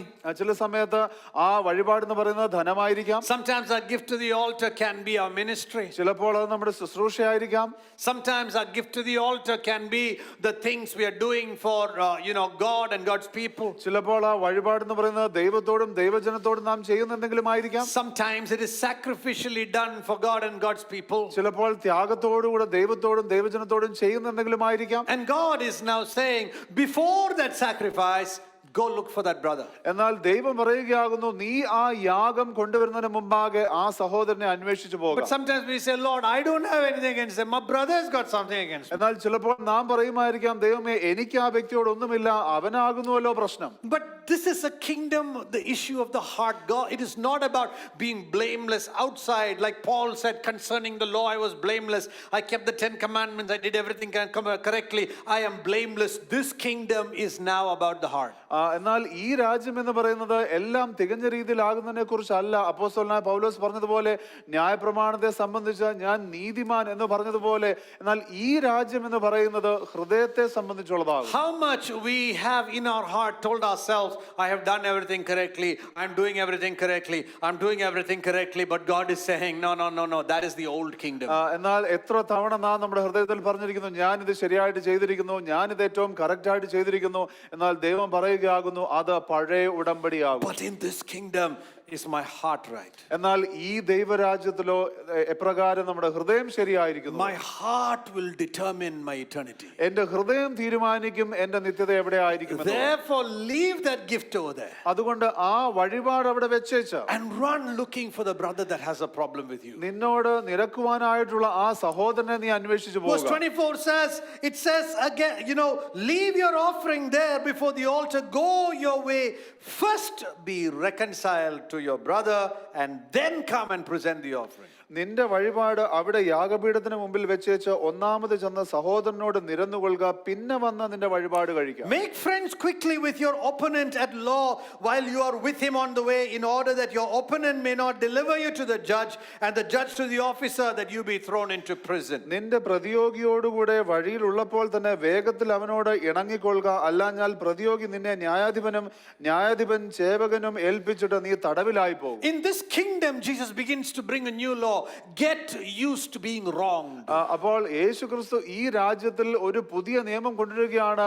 നിങ്ങൾക്ക് ഉപദ്രവം ഏൽക്കുന്നത് അല്ലെങ്കിൽ മറ്റുള്ളവർ നിങ്ങളോട് തെറ്റു കാണിക്കുന്നതിൽ നിങ്ങൾ അത് പരിചിതരാകുക. But when we have our, in today in a free world, we struggle when we are wronged. എന്നാൽ ഇന്നത്തെ സ്വതന്ത്രമായിട്ടുള്ള ലോകത്തിൽ ഇപ്രകാരം നമ്മുടെ നേരെ തെറ്റ് കാണുമ്പോൾ നമുക്ക് പലപ്പോഴും വലിയ പ്രശ്നങ്ങൾ ഉണ്ടാകും. Oh, they didn't treat me properly. അവരെന്നെ ശരിയായ രീതിയിൽ മാനിച്ചില്ല. My family didn't honor me with my inheritance. എന്റെ കുടുംബം എനിക്ക് ശരിയായിട്ടുള്ള ന്യായമായിട്ടുള്ള അവകാശം തന്നുകൊണ്ട് എന്നെ മാനിച്ചില്ല. My husband and wife not treating me properly. എന്റെ ഭർത്താവോ ഭാര്യയോ അവരെന്നെ ശരിയായ രീതിയിൽ അവരെന്നെ മാനിക്കുന്നില്ല. The church people are not treating me properly. സഭയിലുള്ള വ്യക്തികൾ എന്നെ ബഹുമാനിക്കുന്നില്ല. And the Bible says, get that heart right before you reach there. തിരുവചനം പറയുകയാകുന്നു, നിങ്ങൾ അവിടെ എത്തുന്നതിന് മുമ്പാകെ നിങ്ങളുടെ ഹൃദയം ക്രമീകരിക്കുക. Because this is not about doing right alone, it's about being right. കാരണം ഈ രാജ്യം എന്ന് പറയുന്നത് ശരിയായുള്ള കാര്യം ചെയ്യുക മാത്രമല്ല, എന്നാൽ ശരി ആകുക എന്നുള്ളതുമാകുന്നു. Be reconciled with your brother. നിങ്ങളുടെ സഹോദരനുമായി നിരന്നുകൊള്ളുക. Who has a problem with you? നിന്നോട് പ്രശ്നമുള്ള സഹോദരൻ. On the way to the court, reconcile with your opponent who is taking you to court. കോടതിയിലേക്ക് പോകുന്ന വഴിയിലേക്ക് നിന്റെ പ്രതിയോഗിയുമായി നീ ചങ്ങാത്തത്തിലായിക്കൊള്ളുക. And then he says in verse 26, truly I say to you, you shall not come out of there until you have paid the last cent. ഒടുവിലത്തെ കാശ് പോലും കൊടുത്തു തീരുവോളം നീ അവിടെ നിന്ന് പുറത്തു വരികയില്ലെന്ന് ഞാൻ സത്യമായിട്ട് നിന്നോട് പറയുന്നു. What is the background? The context is about anger and hatred. അതിന്റെ പശ്ചാത്തലം എന്താകുന്നു? ദേഷ്യവും പകയുമാകുന്നു. It's about offenses. ഇടർച്ചയെ കുറിച്ചാകുന്നു. He's starting this conversation about this upside down kingdom in this portion about fulfilling the law, not by keeping the 10 commandments, but by dealing with the heart that is angry, dealing with the heart that is bitter, dealing with the heart that is offended, dealing with the heart that won't be reconciled. ഈ കീഴ്മേൽ മറിഞ്ഞിരിക്കുന്ന രാജ്യത്തിൽ എപ്രകാരം നാം മുന്നേറണം എന്നുള്ളത് യേശു വ്യക്തമാക്കുകയാകുന്നു. അത് ചട്ടങ്ങളോ ന്യായപ്രമാണമോ പാലിച്ചുകൊണ്ടല്ല, എന്നാൽ ദേഷ്യമുള്ള ഹൃദയത്തെ ക്രമീകരിച്ചുകൊണ്ട്, അല്ലെങ്കിൽ പകയുള്ള ഹൃദയത്തെ ശരിയായിക്കൊണ്ട്, അല്ലെങ്കിൽ സ്വാർത്ഥതയുള്ള ഹൃദയത്തെ അത് നിരപ്പിച്ചുകൊണ്ടാകുന്നു. In the old kingdom, Jesus was saying, you are right if you fulfill the commandment. In the new kingdom, he's saying, you have fulfilled the commandment only when your heart is right. പഴയ ഉടമ്പടിയിൽ ആ കൽപ്പനകളെ ശരിയായി നിവർത്തിച്ചാൽ നാം നീതിമാനാകുമായിരുന്നു. എന്നാൽ പുതിയതായിട്ടുള്ള ഉടമ്പടിയിൽ യേശുക്രിസ്തു പറയുകയാകുന്നു, നിന്റെ ഹൃദയം നീ നിരപ്പാക്കുമ്പോൾ, അല്ലെങ്കിൽ നിന്റെ ഹൃദയം നീ ശരിയായി വെക്കുമ്പോൾ മാത്രമേ നിനക്ക് നീതിമാനാകാൻ കഴിയുന്നുള്ളൂ. That was deep. Let me say that again. അത് ഞാൻ ഒരിക്കൽ കൂടെ പറയട്ടെ. In the old kingdom, you are right with God only when you fulfill the commandment. പഴയ ഉടമ്പടിയിൽ നിങ്ങൾ ദൈവത്തിന് മുമ്പാകെ നീതിമാനാകുന്നത് ആ ന്യായപ്രമാണത്തെ പാലിക്കുമ്പോഴായിരുന്നു. But in the new commandment, in the new kingdom, only when your heart is right with God have you fulfilled the commandment. എന്നാൽ പുതിയ ഉടമ്പടിയിലാണെങ്കിൽ നിങ്ങളുടെ ഹൃദയം ദൈവ മുമ്പാകെ നിരപ്പാകുമ്പോൾ മാത്രമേ നിങ്ങൾക്ക് നീതിമാൻ എന്ന് വിളിക്കുവാൻ കഴിയൂ. Sometimes we say, God has told me to submit to you, so I'm submitting. ചില സമയത്ത് നാം പറയും, ദൈവം എന്നോട് നിങ്ങളോട് കീഴ്പ്പെടാൻ പറഞ്ഞതുകൊണ്ട് മാത്രം ഞാൻ കീഴ്പ്പെടുന്നു. നഷ്ടപ്പെടുന്നു. that also I'll submit only if you are correct, if I feel you are correct. അതും നീ ശരിയാണെന്ന് തോന്നിയാൽ മാത്രമേ ഞാൻ കീഴ്പ്പെടുകയുള്ളൂ. But the Bible says then your heart is not right. എന്നാൽ വചനം പറയുകയാകുന്നു അങ്ങനെയെങ്കിൽ നിന്റെ ഹൃദയം ശരിയല്ല. Because I become the judge of my own intentions. കാരണം ഞാൻ തന്നെ എന്റേതായിട്ടുള്ള ചിന്തയുടെ ന്യായാധിപനാകുന്നു. David cried out and said, search my heart, O God. ദാവീദ് നിലവിളിച്ച് കരയുകയാകുന്നു, ഇങ്ങനെ കർത്താവേ എന്റെ ഹൃദയത്തെ പരിശോധിക്കണം. So first he starts with murder. It's about anger. He says anger and offense. Don't even come with an offering. There is more urgent things to do. Sort out your anger, sort out your offense in this new kingdom, lest you are going to send yourself straight to fiery hell, the word of God is saying. ദൈവവചനം തുടങ്ങുന്നത് തന്നെ കൊല ചെയ്യുന്നതിനെ കുറിച്ചാകുന്നു, അല്ലെങ്കിൽ ദേഷ്യമുള്ള ഇടർച്ചയുള്ള ഹൃദയത്തെ കുറിച്ചാകുന്നു. ദൈവവചനം പറയുന്നത് അതും കൊണ്ട് വഴിപാട് കൊണ്ട് വരികയേ വേണ്ട, എന്നാൽ നിങ്ങൾ അത് നിങ്ങളുടെ ഹൃദയത്തെ ശുദ്ധീകരിച്ച് ക്രമീകരിക്കുമ്പോൾ നിങ്ങൾക്ക് അത് ദൈവമുമ്പാകെ നീതിയാകുന്നു, ഇല്ലെങ്കിൽ നിങ്ങൾ അഗ്നി നരകത്തിന് യോഗ്യരാകും. An offended person is positioning himself for hell, the Bible says. ഇടറിയ അല്ലെങ്കിൽ മുറിവേറ്റിരിക്കുന്ന ഒരു വ്യക്തിയെ സംബന്ധിച്ചിടത്തോളം അവൻ നരകത്തിന് വേണ്ടി തന്നെ താൻ ഒരുക്കിക്കൊണ്ടിരിക്കും. If that is the case, we must not hate the offender. We must hate the fact that we are offended. എന്നാൽ അങ്ങനെയെങ്കിൽ ആ ഇടർച്ച ഉണ്ടാക്കിയിരിക്കുന്നതായിട്ടുള്ള അവസ്ഥയാകും നാം വെറുക്കേണ്ടത്, അല്ലെങ്കിൽ നമുക്ക് മനപ്രയാസം ഉണ്ടാക്കിയിരിക്കുന്ന വ്യക്തിയല്ല നാം വെറുക്കേണ്ടത്. The Bible says in verse 27. 27ാമത്തെ വാക്യത്തിൽ തിരുവചനം പറയുന്നു. Now let me say that again so I can sink into my heart also. If that is the case, we must not hate the offender. We must hate the fact that we are offended. ഞാനത് ഒരിക്കൽ കൂടെ പറയട്ടെ. അങ്ങനെയെങ്കിൽ നാം മുറിവേറ്റിരിക്കുന്നു എന്നുള്ള കാര്യമാകുന്നു നാം വെറുക്കേണ്ടത്, അല്ലെങ്കിൽ നമ്മെ മുറിവേൽപ്പിച്ച വ്യക്തിയല്ല. The Bible says in verse 27. 27ാമത്തെ വാക്യത്തിൽ യേശു ഇങ്ങനെ പറയുന്നു. You have heard that it was said, you shall not commit adultery. വ്യഭിചാരം ചെയ്യരുത് എന്ന് അരുളി ചെയ്തത് നിങ്ങൾ കേട്ടിട്ടുണ്ട്. In this new kingdom, Jesus is making things an issue of the heart. യേശു ഈ പുതിയ രാജ്യത്തിൽ ദൈവം ഹൃദയത്തിന്റെ കാര്യങ്ങളെ ആകുന്നു പ്രധാനമായി കരുതുന്നത്. He dealt with murder. It was in the 10 commandments. കൊല ചെയ്യുക എന്നുള്ളത് ന്യായപ്രമാണത്തിൽ ഉണ്ടായിരുന്നു. Now he's dealing with adultery. It's in the 10 commandments. 10 കൽപ്പനയിലുള്ള വ്യഭിചാരത്തെ ആകുന്നു ഇപ്പോൾ യേശു പറയാൻ പോകുന്നു. You've heard in the 10 commandments you will not commit murder. നിങ്ങൾ 10 കൽപ്പനയിൽ കേട്ടല്ലോ വ്യഭിചാരം ചെയ്യരുത് എന്നുള്ളത്. But I want to tell you something higher than the 10 commandments. It's your heart, anger, offense and hatred. Deal with it or you will go to hell. എന്നാൽ ഞാൻ നിങ്ങളെ അതിലും ഉയർന്നതായിട്ടുള്ള ഒരു കാര്യത്തെക്കുറിച്ച് പറയാൻ പോകുന്നു. അത് നിങ്ങളുടെ ഹൃദയത്തിൻ്റെതായിട്ടുള്ള പക, ഈർഷ്യ, ക്രോധം ഇതിനെക്കുറിച്ചുള്ളതാകുന്നു. അത് നിങ്ങൾ കൈകാര്യം ചെയ്യുക. Then he's saying, now I didn't come to break the commandments. You heard in the commandments, don't commit adultery. ഞാൻ നിങ്ങളോട് പറയുന്നത് ഞാൻ ഈ ന്യായപ്രമാണം നീക്കാനായിട്ട് വന്നതല്ല. നിങ്ങൾ ന്യായപ്രമാണത്തിൽ കേട്ടിരിക്കുന്നു, കൽപ്പനകളിൽ കേട്ടിരിക്കുന്നു, വ്യഭിചാരം ചെയ്യരുത്. But I have come to say to you, if anyone looks at a woman in lust, has committed adultery with her already in his heart. എന്നാൽ ഞാൻ നിങ്ങളോട് പറയുന്നു, സ്ത്രീയെ മോഹിക്കേണ്ടതിന് അവളെ നോക്കുന്നവൻ എല്ലാം ഹൃദയം കൊണ്ട് അവളോട് വ്യഭിചാരം ചെയ്തു The പോയി. 10 commandments only said don't commit the act of adultery. ആ 10 കൽപ്പനകൾ പറഞ്ഞത് വ്യഭിചാരത്തിന്റെ പ്രവൃത്തി നിങ്ങൾ This ചെയ്യരുതെന്നായിരുന്നു. upside down kingdom is taking the issue straight to the heart. എന്നാൽ ഈ കീഴ്മേൽ മറിഞ്ഞിരിക്കുന്നതായിട്ടുള്ള ഹൃദയം, ഈ രാജ്യം ഹൃദയത്തിന്റെ കാര്യങ്ങളിലേക്ക് വളരെ വ്യക്തമായി പ്രവേശിക്കുകയാണ്. It's saying what is the condition of a heart? Do we lust in our heart? നാം നമ്മുടെ ഹൃദയത്തിന്റെ അവസ്ഥയെ എങ്ങനെ കാണുവാൻ കഴിയുന്നു? നിങ്ങൾ മോഹിക്കുന്നുണ്ടോ? Many times people they say in their heart, maybe I married the wrong person. പല സമയത്തും നാം ഹൃദയത്തിൽ ഇങ്ങനെ ചിന്തിക്കുന്നു, ഞാൻ തെറ്റായിട്ടുള്ള ആളെ വിവാഹം ചെയ്തു. I have met very few people in the years of their marriage that have said, I think I married just the right person. ഞാൻ ശരിയായിട്ടുള്ള ആളെ വിവാഹം കഴിച്ചു എന്ന് വർഷങ്ങൾ കഴിഞ്ഞ് പറഞ്ഞ വളരെ കുറഞ്ഞ ആൾക്കാരെ മാത്രമേ കണ്ടിട്ടുള്ളൂ. If you have married the right person, oftentimes you need to ask that right person whether they married the wrong person. നിങ്ങൾ വളരെ ശരിയായിട്ടുള്ള ആളെ തന്നെ ആകുന്നു വിവാഹം കഴിച്ചിരിക്കുന്നുവെങ്കിൽ ആ ശരിയായിട്ടുള്ള ആളോട് ചോദിക്കണം, ആ വ്യക്തി കഴിച്ചത് തെറ്റായിട്ടുള്ള ആളെയാണോ? Years ago, one of my leaders told me, John, many people are praying, Lord, help me find the right life partner. അനേക വർഷങ്ങൾക്ക് മുമ്പ് എൻ്റെ ഒരു ലീഡർഷിപ്പ് ഒരു വ്യക്തി ഇപ്രകാരം പറയുകയാകുന്നു, ജോൺ, അനേക വ്യക്തികൾ എന്നോട് ചോദിക്കുകയാകുന്നു, ശരിയായിട്ടുള്ള ആ പങ്കാളിയെ തരണമേ.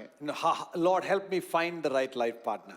ശരിയായിട്ടുള്ള ആ ജീവിത പങ്കാളിയെ എനിക്ക് കണ്ടെത്തുവാൻ സഹായിക്കണമേ. My leader at that time told me, John, there's something more important than finding the right life partner. God wants you to learn to be the right life partner. അദ്ദേഹം എന്നോട് പറയുകയാകുന്നു, ജോൺ, ആ ശരിയായിട്ടുള്ള ജീവിത പങ്കാളിയെ കണ്ടെത്തുന്നതിനേക്കാൾ പ്രധാനമായിട്ടുള്ള ഒരു കാര്യം എന്ന് പറയുന്നത് അപ്രകാരമുള്ള ഒരു ശരിയായിട്ടുള്ള ജീവിത പങ്കാളി ആകുക എന്നുള്ളതാണ്. And we are still on that journey. നാം ഇന്ന് ആ യാത്രയിലായിരിക്കുന്നു. So Jesus said, forget thou shalt not commit adultery. If you look at a woman in lust, let's take the issue straight to the heart. യേശുക്രിസ്തു പറയുകയാകും, നിങ്ങൾ വ്യഭിചരിക്കരുത് എന്ന് പറയുന്നത് നമുക്ക് മാറ്റിവെച്ചുകൊണ്ട് ഹൃദയത്തിന്റെ കാര്യങ്ങളിലേക്ക് നമുക്ക് പ്രവേശിക്കാം. You saw on one side he's talking about committing adultery by lust. ഒരു വശത്ത് മോഹിച്ചുകൊണ്ട് വ്യഭിചരിക്കുന്നതിനെ കുറിച്ച് യേശുക്രിസ്തു പറയുന്നു. And then in verse 29 and 30 it's talking about the parts of your body causing you to stumble. അതിനുശേഷം 29-ാമത്തെയും 30-ാമത്തെയും വാക്യങ്ങൾ പറയുന്നത് നമ്മുടെ ശരീരത്തിന്റെ ഏതെങ്കിലും അവയവങ്ങൾ നമുക്ക് വീഴ്ചയ്ക്ക് കാരണമാകുന്നതിനെ കുറിച്ച് പറയുന്നു. And then verse 31 it's saying, whoever divorces his wife, let him give her a certificate of dismissal as it was said. അതിനുശേഷം 31-ാമത്തെ വാക്യത്തിൽ പറയുന്നു, ആരെങ്കിലും ഭാര്യയെ ഉപേക്ഷിച്ചാൽ അവൾക്ക് ഉപേക്ഷണ പത്രം കൊടുക്കട്ടെ എന്ന് അരുളി ചെയ്തിട്ടുണ്ടല്ലോ. Which means you have heard that it is said you can dismiss your wife, you can divorce her by giving a divorce certificate. അതിന്റെ അർത്ഥം അവിടെ യേശു പറയുകയാണ്, നിങ്ങൾ കേട്ടിട്ടുണ്ട് ഉപേക്ഷണ പത്രം നൽകിക്കൊണ്ട് നിങ്ങളുടെ ഭാര്യയെ നിങ്ങൾക്ക് ഉപേക്ഷിക്കാം. But I say to you now, says the Lord. എന്നാൽ ഞാൻ ഇപ്പോൾ നിങ്ങളോട് പറയുന്നു. Oh, he's coming, he's saying, I didn't come to cancel the law and commandments. I have come to give you a higher law and a higher commandment. യേശു പറയുകയാകുന്നു, ന്യായപ്രമാണം നീക്കേണ്ടതിനായിട്ടോ കൽപ്പന നീക്കേണ്ടതിനായിട്ടോ അല്ല ഞാൻ വന്നിരിക്കുന്നത്, എന്നാൽ അതിനേക്കാൾ ഉന്നതമായിട്ടുള്ള ഒരു നിയമം നൽകുവാൻ ഞാൻ വന്നിരിക്കുന്നു. He's saying, basically, I want to tell you, God hates divorce. ദൈവം ഇവിടെ പറയുകയാകുന്നു, യേശു ഇവിടെ പറയുകയാകുന്നു, പൊതുവായിട്ട് ദൈവം വിവാഹമോചനം ഇഷ്ടപ്പെടുന്നില്ല. I want to divorce with that person because he doesn't understand me. ആ വ്യക്തി എന്നെ മനസ്സിലാക്കാത്തത് കൊണ്ട് ഞാൻ വിവാഹമോചനം ആഗ്രഹിക്കുന്നു. The truth is, even we don't understand ourselves. സത്യം എന്ന് പറയുന്നത് നമുക്ക് തന്നെ നമ്മളെ മനസ്സിലാകുന്നില്ല. What we are feeling one day, we are feeling blue. The next day, we are feeling green. The third day, we are feeling pink. We don't know what is going on inside. നമുക്ക് ഓരോരോ ദിവസം വ്യത്യസ്തമായിട്ടുള്ള വികാരങ്ങളിലൂടെ ആകും നമുക്ക് കടന്നു പോകുന്നത്. നമുക്ക് അങ്ങനെയുള്ള തോന്നലുകളാണുള്ളത്. And so the Bible is saying, but I say to you that everyone who divorces his wife, except for the cause of unchastity, makes her commit adultery, and whoever marries a divorced woman commits adultery. ഞാനോ നിങ്ങളോട് പറയുന്നത്, പരസംഗം ഹേതുവായിട്ടല്ലാതെ ഭാര്യയെ ഉപേക്ഷിക്കുന്നവനെല്ലാം അവളെ കൊണ്ട് വ്യഭിചാരം ചെയ്യിക്കുന്നു. ഉപേക്ഷിച്ചവളെ ആരെങ്കിലും വിവാഹം കഴിച്ചാൽ വ്യഭിചാരം ചെയ്യുന്നു. So he's saying, a new law I'm giving you, don't commit adultery and now don't divorce. അപ്പോൾ യേശുക്രിസ്തു പറയുകയാകുന്നു, ഞാൻ നിങ്ങൾക്ക് പുതിയ ഒരു കൽപ്പന നൽകുകയാകുന്നു, നിങ്ങൾ വ്യഭിചരിക്കരുത്, നിങ്ങൾ വിവാഹമോചനം ചെയ്യരുത്. But then you might say, how can I live with this person? എന്നാൽ ചിലപ്പോൾ നിങ്ങൾ ചോദിക്കുമായിരിക്കാം, ഈ വ്യക്തിയോടുകൂടെ എനിക്ക് എങ്ങനെ ജീവിക്കുവാൻ കഴിയും? The answer was a few verses ago, don't call anybody a fool. അപ്പോൾ അതിൻ്റെതായിട്ടുള്ള ഉത്തരം എന്ന് പറയുന്നത് അല്പവാക്യങ്ങൾക്ക് മുമ്പേ ഉണ്ട്, നിങ്ങൾ ആരെയും മൂഢനെന്ന് വിളിക്കരുത്. Don't be angry with anybody. ആരുമായിട്ടും നിങ്ങൾക്ക് ദേഷ്യമുണ്ടാകരുത്. Oh, don't call somebody an empty head. ആരെങ്കിലും നിസ്സാരൻ എന്ന് വിളിക്കരുത്. Don't belittle somebody. ആരെങ്കിലും തുച്ഛീകരിക്കരുത്. And if anyone has anything wrong with you, you go looking. നിങ്ങൾക്ക് ആരോടെങ്കിലും നിങ്ങളോട് ആർക്കെങ്കിലും പ്രശ്നമുണ്ടെങ്കിൽ നിങ്ങൾ അവരെ അന്വേഷിച്ചു പോകുക. And try to sort it out. അവരോട് നിരപ്പാവുക. And try to reconcile on your part. നിങ്ങളുടേതായിട്ടുള്ള രീതിയിൽ നിന്നുകൊണ്ട് നിങ്ങൾ തീർച്ചയായിട്ടും നിങ്ങൾ നിരപ്പാവുക. How much more if it is our spouse? അങ്ങനെയെങ്കിൽ നമ്മുടെ ജീവിത പങ്കാളിയാകുന്നുവെങ്കിൽ എത്ര അധികമായിട്ട് നാം അത് ചെയ്യണം. Now some people even say, well, I want a divorce because my spouse committed adultery. ചില വ്യക്തികൾ പറയാറുണ്ട്, എൻ്റെ ജീവിത പങ്കാളി അവിശ്വസത കാണിച്ചതുകൊണ്ട് എനിക്ക് വിവാഹമോചനം വേണം. Can I tell you something? ഞാൻ നിങ്ങളോട് കാര്യം പറയട്ടെ. Even if a spouse has committed adultery, ഒരു ജീവിത പങ്കാളി അവിശ്വസത കാണിച്ചാൽ പോലും the Bible does not command us to divorce. വചനം ഒരിക്കലും കൽപ്പിക്കുന്നില്ല വിവാഹമോചനം. The Bible gives us permission to divorce. എന്നാൽ അത് അനുവദിക്കുകയാകുന്നു തിരുവചനം ചെയ്യുന്നു. Permission to divorce and commanding to divorce are two different things. വിവാഹമോചനം കൽപ്പിക്കുന്നതും വിവാഹമോചനത്തിലുള്ള അനുവാദവും അത് രണ്ടും രണ്ടാണ്. The Bible says in this context, you are the light of the world. തിരുവചനം ഇവിടെ പറയുകയാകുന്നു, ഈ പശ്ചാത്തലത്തിൽ നിങ്ങൾ ലോകത്തിന്റെ വെളിച്ചമാകും. Let your light shine in your house. നിങ്ങളുടേതായിട്ടുള്ള വെളിച്ചം നിങ്ങളുടെ ഭവനത്തിൽ പ്രകാശിക്കട്ടെ. So who hasn't faulted or sinned or made a mistake? ആരാകുന്നു തെറ്റ് ചെയ്യാത്തവർ, പാപം ചെയ്യാത്തവർ, അല്ലെങ്കിൽ ഒരു പ്രശ്നങ്ങളൊന്നും ഇല്ലാത്തവർ? Let him throw the first stone. അവൻ ആദ്യത്തെ കല്ലെറിയട്ടെ. Oh, my spouse has been unfaithful. എന്റെ ജീവിത പങ്കാളി ആ വ്യക്തി അവിശ്വസത കാണിച്ചു. That is exactly why Jesus talked about now adultery is not about the act, it's about the heart. അതുകൊണ്ടാകുന്നു യേശുക്രിസ്തു പറഞ്ഞിരിക്കുന്നത് ഇപ്പോൾ വ്യഭിചരിക്കുക എന്ന് പറയുന്നത് പ്രവൃത്തിയല്ല, എന്നാൽ ഹൃദയത്തിന്റെ കാര്യമാകും. After talking about anger and talking about lust, he deals with divorce. ദേശത്തെക്കുറിച്ചും അതോടൊപ്പം തന്നെ മോഹത്തെക്കുറിച്ചും പറഞ്ഞതിന് ശേഷം വിവാഹമോചനത്തെ കുറിച്ചാകുന്നു യേശു പറയുന്നത്. So here in this situation, here the Bible is saying, I don't want you to be angry. I don't want you to lust after somebody else. If you deal with your anger and you deal with forgiveness and your lust, then God begins to help us deal with divorce. യേശു അപ്പോൾ പറയുകയാവും, നിങ്ങൾ ആരോടും ദേഷ്യപ്പെടരുതെന്ന് ഞാൻ ആഗ്രഹിക്കുന്നു, നിങ്ങൾ ആരോടും ഒന്നിനെയും മോഹിക്കരുതെന്ന് ഞാൻ ആഗ്രഹിക്കുന്നു. അങ്ങനെയെങ്കിൽ യേശു പറയുന്നത്, ഇനിയും ഞാൻ ആഗ്രഹിക്കുന്നത് നിങ്ങൾ വിവാഹമോചനം ചെയ്യരുതെന്നാകുന്നു. Then the Bible goes on to say, again you have heard, verse 33, again you have heard the fathers or ancients were told, you shall not make false vows. കള്ളസത്യം ചെയ്യരുത് എന്നും സത്യം ചെയ്തത് കർത്താവിന് നിവർത്തിക്കണമെന്നും പൂർവന്മാരോട് അരുളിച്ചത് നിങ്ങൾ കേട്ടിട്ടുണ്ടല്ലോ. You know, we may think in heart, I don't make kalla satyam. നിങ്ങൾ ചിലപ്പോൾ ചിന്തിക്കുന്നുണ്ടാകാം, അല്ലെങ്കിൽ നാം ചിന്തിക്കുന്നുണ്ടാകാം, ഞാൻ അങ്ങനെ കള്ളസത്യം ഒന്നും ചെയ്യാറില്ല. I think in my heart kalla satyame ചെയ്തിട്ടുള്ളൂ. ഞാൻ എന്റെ ഹൃദയത്തിൽ ചിന്തിക്കുന്ന കള്ളസത്യമേ ചെയ്തിട്ടുള്ളൂ എന്നുള്ളത്. How, what do you mean? എന്താണ് അതിന്റെ അർത്ഥം? കർത്താവേ, I surrender all. ലോർഡ്, ഞാൻ പൂർണ്ണമായിട്ടും കീഴടങ്ങുന്നു. പച്ച കള്ള സത്യമാണ്. That is a blatant lie. ഒന്നാന്തരം കള്ള സത്യമാണ്. That's a first class lie. അതൊരു സ്റ്റാൻഡേർഡ് കള്ളസത്യമാണ്. അത് വളരെ നല്ല നിലവാരമുള്ള ഒരു കള്ളസത്യമാണ്. I love you Jesus. യേശുവേ, ഞാൻ അങ്ങയെ സ്നേഹിക്കുന്നു. ഫസ്റ്റ് ക്ലാസ് കള്ളസത്യമാണ്. അതും നല്ല ഒന്നാന്തരം കള്ളസത്യമാണ്. What are we saying? I love you Jesus. യേശുവേ, ഞാൻ അങ്ങയെ സ്നേഹിക്കുന്നു. I love you means ഞാൻ നിന്നെ സ്നേഹിക്കുന്നു എന്ന് പറഞ്ഞാൽ, according to John's gospel, I love you means I will obey all your commandments. യോഹന്നാന്റെ സുവിശേഷം അനുസരിച്ച് ഞാൻ നിന്നെ സ്നേഹിക്കുന്നു എന്ന് പറഞ്ഞാൽ ഞാൻ എല്ലാ കൽപ്പനകളെയും പ്രമാണിക്കുമെന്നാകും. Including I'll forgive everybody. I won't be angry. I won't do anything. Which means I will be a light. I will be a city on a hill. I will be all of that in the kingdom. അതിന്റെ അർത്ഥം, ഞാൻ എല്ലാവരോടും ക്ഷമിക്കും, ഞാൻ എല്ലാവരെയും സ്നേഹിക്കും, ഞാൻ ദൈവം ആക്കി വെച്ചിരിക്കുന്നത് ഞാൻ വെളിച്ചമായിരിക്കും. And just after divorce, the Lord is saying, കള്ള സത്യം പറയരുത്. വിവാഹമോചനത്തെ കുറിച്ച് പറഞ്ഞതിന് ശേഷം കർത്താവ് ഉടനെ പറയുകയാകുന്നു, കള്ളസത്യം പറയരുത്. Now I thought about that. I found it very hilarious. ഞാൻ അത് വായിച്ചപ്പോൾ എനിക്ക് വളരെ അത് ഫലിതമായി തോന്നി. Why കള്ള സത്യം did he talk about കള്ള സത്യം at this place? ഈ സ്ഥലത്ത് എന്തിനാ കള്ളസത്യത്തെ കുറിച്ച് പറയുന്നു? Because we made a കള്ള സത്യം the day we got married. കാരണം വിവാഹം കഴിച്ച സമയത്ത് നമ്മളൊരു കള്ളസത്യം ചെയ്തു. ഞാൻ take you നിന്നെ എടുക്കുന്നു to be my lovely wedded wife. എന്റെ സ്നേഹമുള്ള ഭാര്യയായിട്ട്, സുഖത്തിലും ദുഃഖത്തിലും, in good times and bad times, ജീവിതത്തിലും മരണത്തിലും, in life and death, പ്രയാസവേളയിലും കഷ്ടതയിലും, in good times and bad times, നിന്നെ ഒരിക്കലും ഞാൻ കൈവിടില്ല. I will not leave you. പച്ചക്കള്ളം. അതൊരു സൂപ്പർ ലൈ ആണ്. അതുകൊണ്ട് that's why the Lord is saying after divorce straight away he said, divorce കഴിഞ്ഞിട്ട് നിങ്ങൾ കള്ളസത്യം പറഞ്ഞതിന്റെ കണക്ക് കർത്താവ് വേറെ ചോദിക്കും. That's why the scripture says actually the Lord will make you accountable for the false lies that you are doing. I think we need to from time to time read the vow we made. ഞാൻ വിശ്വസിക്കുന്നു നാം കൊടുത്തിരിക്കുന്നതായിട്ടുള്ള ആ ഉഭയസമ്മതം നാം ഇടയ്ക്കിടെ വായിച്ചുകൊണ്ടിരിക്കും. Some people say, പാസ്റ്ററെ അങ്ങനെ പറയരുത്, ഞാൻ കള്ളസത്യം ഒന്നും ചെയ്തില്ല. ചില ആൾക്കാർ പറയുന്നു, pastor please don't say like that, I haven't made any false commitments. That time you will say, what do you mean? You promised. എന്നാൽ നിങ്ങൾ എന്താണ് ഉദ്ദേശിക്കുന്നത്? നിങ്ങൾ അത് വാഗ്ദത്തം കൊടുത്തതാണ്. ഇല്ല പാസ്റ്ററെ, I didn't promise. The priest took my hand, made her hold us. Priest said few things. I just stood there. I didn't make any promise. Pastor, ഞാൻ അങ്ങനെ ചെയ്തില്ല. പുരോഹിതൻ എന്റെ കൈ എടുത്ത് അങ്ങനെ വെച്ചു, അദ്ദേഹം പറഞ്ഞതുപോലെ ഞാൻ അങ്ങ് പറഞ്ഞതേ ഉള്ളൂ. He blessed me, he blessed her, he held our hands together, he said a few things. He കള്ളസത്യം പറഞ്ഞത്. അപ്പോൾ അദ്ദേഹം ഇങ്ങനെ ഓരോ കാര്യങ്ങളെല്ലാം ചെയ്തു, അദ്ദേഹം പറഞ്ഞതുപോലെ അദ്ദേഹമാണ് കള്ളസത്യം പറഞ്ഞത്. No, that's not true. എന്നാൽ അത് ശരിയല്ല. When we stand before the Lord witnessed it. നാം ദൈവമുമ്പാകെ നിൽക്കുമ്പോൾ ദൈവം അതിന് സാക്ഷിയാണ്. ഒന്നുമില്ലാലും അവിടെ ഒപ്പിട്ടില്ലേ? You definitely signed there. That by which we mean the Lord is saying, don't give false vows.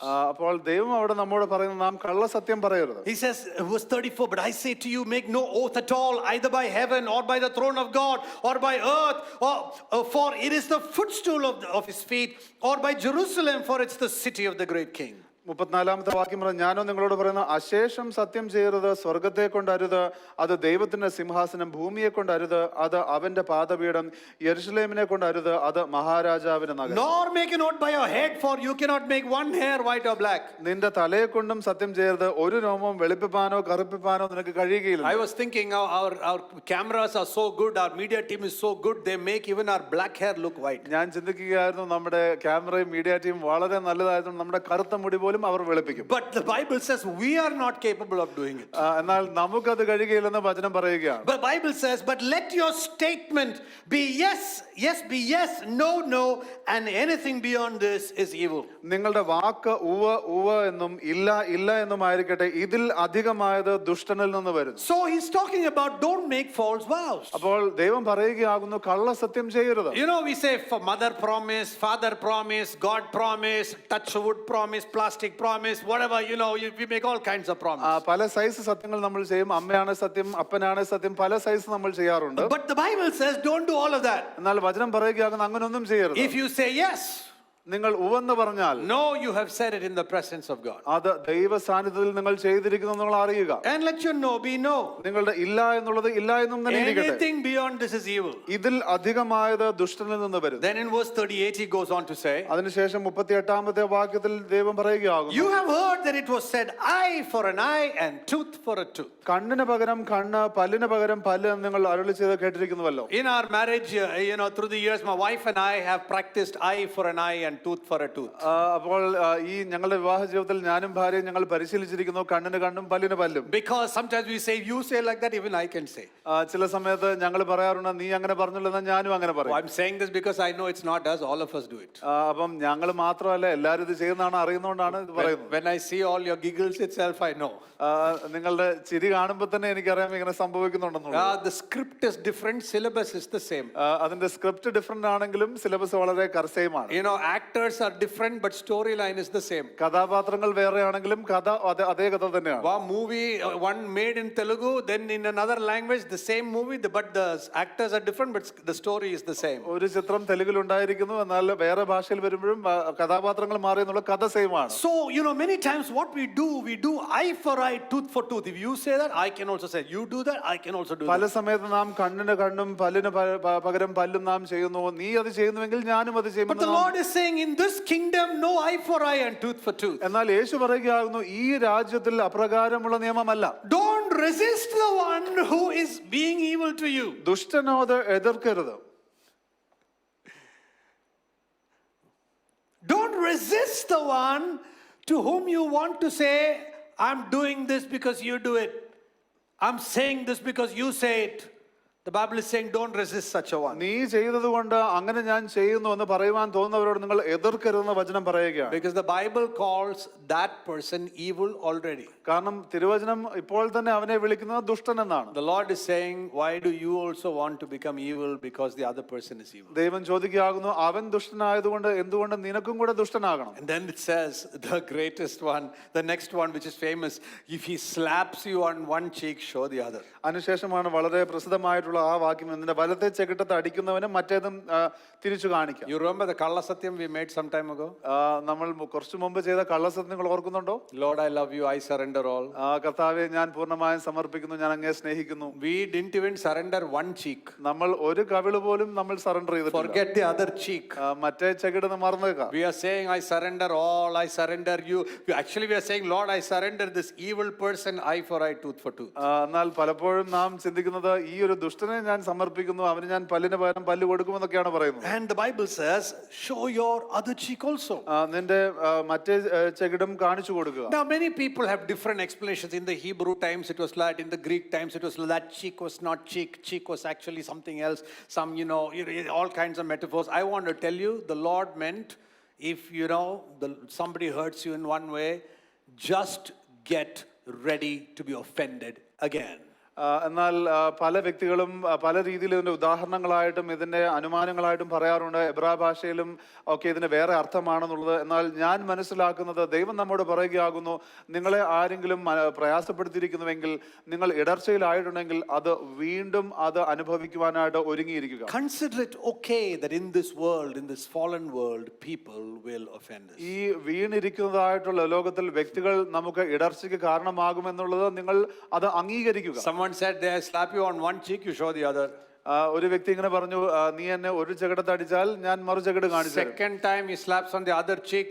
After that the Lord didn't say anything about after that. എന്നാൽ ഒരു അടിയും കൂടെ കിട്ടിക്കഴിഞ്ഞാൽ പിന്നെ എന്ത് ചെയ്യണം എന്നുള്ളത് കർത്താവ് പറഞ്ഞിട്ടില്ല. After that we take over. അതിനുശേഷം നമ്മൾ കയ്യേറും. So many of us are like that.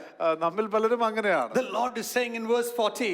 കർത്താവ് 40-ാമത്തെ വാക്യത്തിൽ പറയുന്നു, if anyone wants to sue you and take your shirt, let him have your coat also. നിന്നോട് വ്യവഹരിച്ച് നിന്റെ വസ്ത്രം എടുപ്പാൻ ഇച്ഛിക്കുന്നവന് നിന്റെ പുതപ്പും വിട്ടുകൊടുക്കുക. The Lord is saying this is the upside down kingdom. ദൈവം യേശുക്രിസ്തു പറയുകയാകുന്നു, ഇതാകുന്നു കീഴ്മേൽ മറിഞ്ഞിരിക്കുന്ന ദൈവരാജ്യം. Count it okay that other people behave unjustly with you and me. മറ്റുള്ളവർ നിങ്ങളോട് അന്യായമായി ഇടപെടുമ്പോൾ അത് ശരി, കുഴപ്പമില്ല എന്നുള്ള രീതിയിൽ നിങ്ങൾ അത് എണ്ണുക. Think about you and I, the city on a hill, light in the house.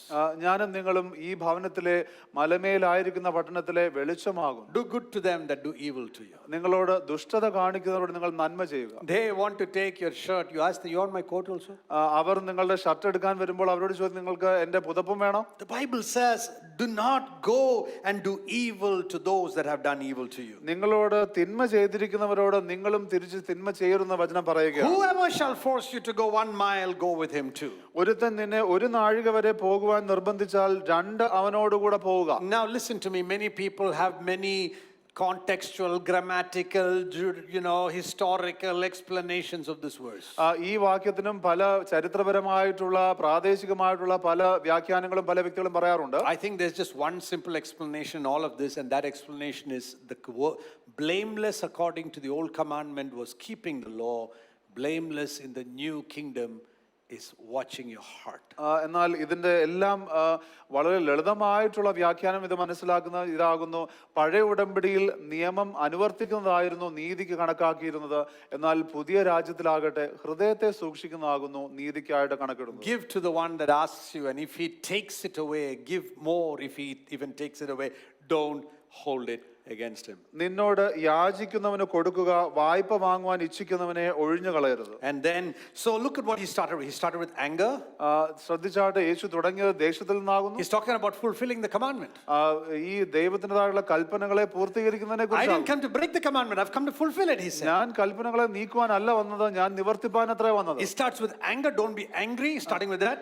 ദേഷ്യത്തിൽ തുടങ്ങി ദേഷ്യപ്പെടരുതെന്ന് പറഞ്ഞു. He said from don't murder, he went to don't be angry.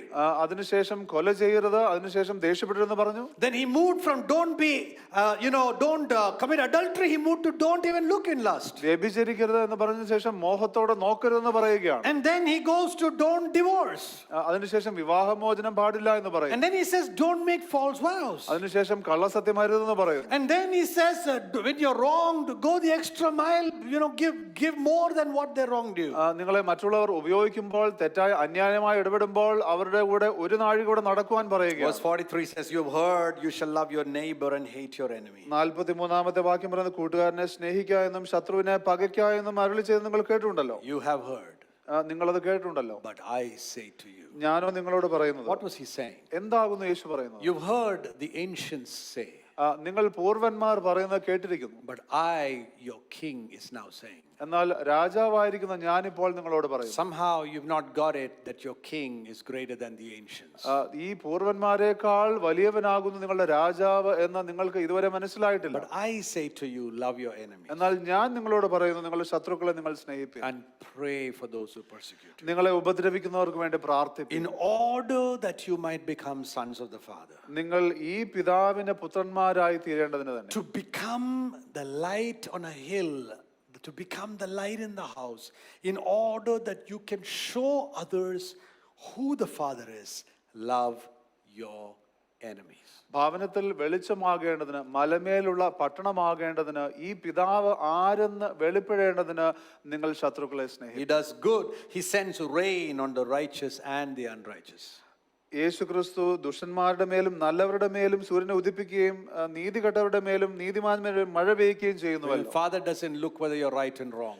പിതാവ് നോക്കുന്നില്ല നിങ്ങൾ ശരിയാകുന്നോ തെറ്റാകുന്നോ എന്നുള്ളത്. Father simply is looking whether your heart is right. പിതാവ് നോക്കുന്നത് ഇത് മാത്രമേ ഉള്ളൂ, നിങ്ങളുടെ ഹൃദയം ദൈവമുമ്പാകെ നീതിയായിരിക്കുന്നു എന്നുള്ളത്. For if you love those who love you, what reward do you have? നിങ്ങളെ സ്നേഹിക്കുന്നവരെ സ്നേഹിച്ചാൽ നിങ്ങൾക്ക് എന്ത് പ്രതിഫലം? What reward do you have if you just love them? I love them because they love me. I like them because they like me. What reward do you have? അവർ എന്നെ സ്നേഹിക്കുന്നത് കൊണ്ട് ഞാൻ അവരെ സ്നേഹിക്കുന്നു, അവർ എന്നെ ഇഷ്ടപ്പെടുന്നതുകൊണ്ട് ഞാൻ അവരെ ഇഷ്ടപ്പെടുന്നു. അങ്ങനെയെങ്കിൽ എന്ത് പ്രതിഫലം? But the Bible says, എന്നാൽ വചനം പറയുന്നു, don't even the tax collectors do the same? ചുങ്കക്കാരും അങ്ങനെ തന്നെ ചെയ്യുന്നില്ലേ? That is the Gentile level of love. അത് ജാതികളുടെ സ്നേഹത്തിന്റെ നിലവാരമാകും. And if you greet your brothers only, what do you do more than others? Do not even the Gentiles do the same? സഹോദരന്മാരെ മാത്രം വന്ദനം ചെയ്താൽ നിങ്ങൾ എന്ത് വിശേഷം ചെയ്യുന്നു? ജാതികളും അങ്ങനെ തന്നെ ചെയ്യുന്നില്ലയോ? And then he goes to make a statement that should shake the foundations of our heart. അതിനുശേഷം നമ്മളുടെ ഹൃദയത്തിൻ്റെതായുള്ള അടിസ്ഥാനത്തെ തന്നെ കുലുക്കുന്നതായിട്ടുള്ള ഒരു പ്രസ്താവന യേശു ചെയ്യുകയാണ്. If you love those who love you, if you do good to those who do good to you, if you're kind to your spouse because your spouse is kind to you, even the Gentiles do that. നിങ്ങൾ നന്മ ചെയ്യുന്നവരോട് തിരിച്ച് നന്മ ചെയ്യുകയും നിങ്ങളുടെ ജീവിത പങ്കാളി നിങ്ങളോട് ദയ കാണിക്കുന്നുണ്ട് നിങ്ങൾ തിരിച്ച് ദയ കാണിക്കുകയും ചെയ്താൽ അത് ജാതികളുടേതായിട്ടുള്ള നിലവാരം മാത്രമേ ആകുന്നുള്ളൂ. God is saying, now I want you to be perfect as your heavenly Father is perfect. എന്നാൽ നിങ്ങളുടെ സ്വർഗ്ഗസ്ഥനായിരിക്കുന്ന പിതാവ് സൽഗുണപൂർണ്ണനായിരിക്കുന്നത് പോലെ നിങ്ങളും സൽഗുണപൂർണ്ണനാകുക. What is the context of that scripture? അതിന്റെ പശ്ചാത്തലം എന്താണ്?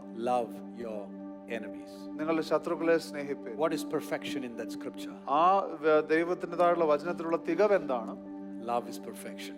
സ്നേഹം തികഞ്ഞതാകും. When we love those that have been wicked, evil, unkind to us, നമ്മോട് ദുഷ്ടത കാണിക്കുന്ന തിന്മ കാണിക്കുന്ന വ്യക്തികളോട് നാം അവരെ സ്നേഹിക്കുമ്പോൾ, irresponsible, unsubmissive, rebellious, angry people, ദേഷ്യം കാണിക്കുകയും അവർ കീഴ്പ്പെടാതിരിക്കുകയും അവർ മറുതലിക്കുകയും എല്ലാം ചെയ്യുമ്പോൾ, when you and I love them, ഞാനും നിങ്ങളും അവരെ സ്നേഹിക്കുമ്പോൾ, the Bible says we become perfect like our Father in heaven. തിരുവചനം പറയുകയാകുന്നു, സ്വർഗ്ഗസ്ഥനായിരിക്കുന്ന പിതാവിനെ പോലെ നാമും സൽഗുണപൂർണ്ണരാകും. This is the upside down kingdom. ഇതാകുന്നു കീഴ്മേൽ മറിഞ്ഞിരിക്കുന്ന ഈ The ദൈവരാജ്യം. Holy Spirit wants us now to look straight into our heart. പരിശുദ്ധാത്മാവ് നമ്മുടെ ഹൃദയത്തെ ശോധന ചെയ്യുവാൻ The ആഗ്രഹിക്കുന്നു. Lord is saying, I didn't come so that you will keep the external commandments perfectly. ബാഹ്യമായിട്ടുള്ള ചില നിയമങ്ങൾ അനുസരിക്കുവാൻ വേണ്ടി മാത്രമല്ല ഞാൻ വന്നിരിക്കുന്നത്. By external commandments alone, you and I are not going to go to heaven. ആ ബാഹ്യമായിട്ടുള്ള കൽപ്പനകൾ നിവർത്തിക്കുന്നതിലൂടെ മാത്രം നിങ്ങൾ സ്വർഗത്തിൽ പോകാൻ പോകുന്നില്ല. God is saying, ഓർമ്മിപ്പിക്കുകയാകുന്നു, ഹൃദയത്തെ ആകുന്നു സൂക്ഷിക്കേണ്ടത്. God is taking it deeper from the external to the internal. ദൈവം ബാഹ്യമായിട്ടുള്ള പുറമേയുള്ള കാര്യങ്ങളിൽ നിന്ന് ആഴത്തിലേക്ക് ദൈവം ഹൃദയത്തിലേക്ക് കാര്യങ്ങൾ എടുക്കുക. All the days of walking with God, I have known in my heart and I've prayed, Lord, I want my heart to be right. ഈ കാലം അത്രയും ദൈവത്തിന്റെ കൂടെ നടക്കുമ്പോഴെല്ലാം എനിക്ക് ഹൃദയത്തിൽ അറിയുന്ന ഒരു കാര്യമുണ്ട്, കർത്താവേ, അങ്ങയുടെ മുമ്പാകെ എനിക്ക് നീതിമാനാകണം. Lord, I want my heart to be right. എന്റെ ഹൃദയം ശരിയാവണ്ണമാകണം. Not just my act to be right. എന്റെ പ്രവൃത്തി മാത്രമല്ല, I want my heart to be right. എന്റെ ഹൃദയം ശരിയാകണം. Not because I want to go to heaven. അത് സ്വർഗത്തിൽ പോകേണ്ടതുകൊണ്ട് മാത്രമല്ല, Because I want to be like my Father. എന്നാൽ എന്റെ പിതാവിനെ പോലെ എനിക്കാകണം. You know, the old covenant was about going to heaven. പഴയ ഉടമ്പടി എന്ന് പറയുന്നത് സ്വർഗത്തിൽ It പോകുവാനായിരുന്നു. was about entering Israel, the covenant land. അത് വാഗ്ദത്ത ദേശമായിരിക്കുന്ന ഇസ്രായേലിലേക്ക് കയറുവാനായിരുന്നു. But Jesus didn't come so we can go to heaven. എന്നാൽ യേശുക്രിസ്തു വന്നത് നമുക്ക് സ്വർഗത്തിൽ പോകുവാൻ മാത്രമല്ല. Jesus didn't die on the cross so we can go to heaven. If that's what we think, we got it so wrong. യേശുക്രിസ്തു ക്രൂശിൽ മരിച്ചത് നമുക്ക് എങ്ങനെയെങ്കിലും സ്വർഗത്തിൽ പോകാനാകുന്നു നിങ്ങൾ ചിന്തിക്കുന്നെങ്കിൽ അത് തെറ്റാകും. Jesus came so that we can be perfect like our Father is perfect. നമ്മുടെ പിതാവ് സൽഗുണപൂർണ്ണരായിരിക്കുന്നത് പോലെ നാമും സൽഗുണപൂർണ്ണരാകുവാനായിട്ട് യേശുക്രിസ്തു. That is why right now, if the Holy Spirit has been speaking to your heart, അതുകൊണ്ടാകുന്നു ഇപ്പോൾ പരിശുദ്ധാത്മാവ് നമ്മുടെ ഹൃദയത്തിൽ ഇടപെടുന്നുവെങ്കിൽ, before we break bread and renew our covenant with the Lord, നാം ഇപ്പോൾ അപ്പവീഞ്ഞുകളിൽ പങ്കാളികളായി യേശുക്രിസ്തുവിന്റെ ഉടമ്പടി പുതുക്കുന്നതിന് മുമ്പാകെ let us submit our heart before God. നമ്മുടെ ഹൃദയത്തെ ദൈവമുമ്പാകെ സമർപ്പിക്കാം. Who are the people in our life that we have been angry with? നാം ദേഷ്യപ്പെട്ടുകൊണ്ടിരിക്കുന്ന വ്യക്തികൾ നമ്മുടെ ജീവിതത്തിലുള്ളവർ ആരാകുന്നു? Some people say, no, I'm not angry, I don't just associate with these people. ചില വ്യക്തികൾ പറയുന്നു എനിക്ക് ദേഷ്യമൊന്നുമില്ല, പക്ഷെ ഞാൻ അവരുമായിട്ട് സമ്പർക്കത്തിലൊന്നും അല്ല എന്നേ ഉള്ളൂ. Imagine if the Lord told us that. നിങ്ങളൊന്ന് ചിന്തിച്ചാട്ട് ദൈവം നമ്മോട് അങ്ങനെ ഇടപെട്ടെങ്കിലോ. I'm not angry with Dr. John, but I just don't want to associate with him. ഞാൻ ഡോക്ടർ ജോണുമായിട്ട് എനിക്ക് ദേഷ്യമൊന്നും എന്നാൽ അദ്ദേഹത്തിന് കൂടെ ആയിരിക്കാൻ ഞാൻ ആഗ്രഹിക്കുന്നു. The Lord is saying, if they ask you to go 1 mile, go the 2nd mile. ദൈവം നമ്മോട് പറയുകയാകുന്നു, അവർ 1 നാഴിക നടപ്പാൻ പറഞ്ഞാൽ 2 നാഴിക അവരോടൊപ്പം ആയിരിക്കും. If they strike on one cheek, show the other. അവർ ഒരു കർണത്തടിച്ചാൽ മറുകർണവും കാണിച്ചു കൊടുക്കും. Oh, so that you and I can heap burning coals on their head because of our love. അങ്ങനെ നമ്മുടെ സ്നേഹം മുഖാന്തരം അവരുടെ തലമേൽ നാം തീക്കനൽ കുന്നിക്കും. The Bible says when one sheep was lost, the shepherd went looking for that one sheep. വചനം പറയുകയാകുന്നു, ഒരു ആടിനെ നഷ്ടമായപ്പോൾ ആ ആട്ടിടയൻ ആ നഷ്ടമായ ആടിനെ അന്വേഷിച്ചു പോയി. Oh, that we will not be murderers by having something in our heart. നാം നമ്മുടെ ഹൃദയത്തിൽ എന്തെങ്കിലും കാര്യങ്ങൾ ഉള്ളതുകൊണ്ട് നാം കൊലയാളികളാകുകയില്ല. Lord, we want to repent right now. കർത്താവേ, ഇപ്പോൾ ഞങ്ങൾ അനുതപിക്കുന്നു. For being angry against people. ഞങ്ങൾ വ്യക്തികൾക്ക് നേരെ ദേഷ്യപ്പെട്ടതിന് ഞങ്ങൾ ക്ഷമ ചോദിക്കുന്നു. For thinking people are empty heads. കർത്താവേ, നിസ്സാരരെന്ന പലരെ കുറിച്ച് ചിന്തിച്ചതിന്. Lord, calling people they are fools. മൂഢരെന്ന് പലരെയും വിളിച്ചതിന്. By which we called ourselves self-righteous.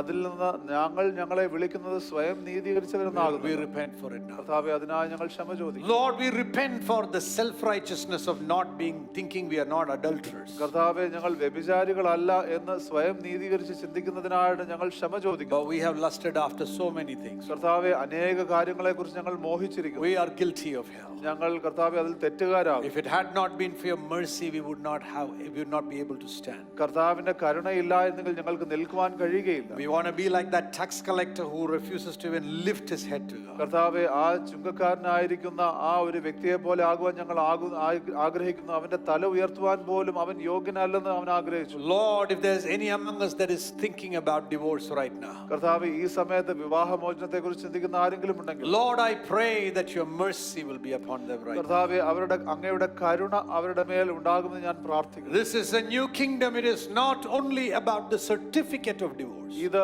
ഒരു പുതിയ രാജ്യമാകുന്നു. അത് ഉപേക്ഷണ പത്രത്തെ കുറിച്ചുള്ളതല്ല, but it is finding pleasure in the presence of the Father. എന്നാൽ ഈ പിതാവിന്റെ സാന്നിധ്യത്തിൽ ലഭിക്കുന്ന സന്തോഷത്തെ കുറിച്ചാകും. Lord, I pray you, we want to repent if we have made false vows.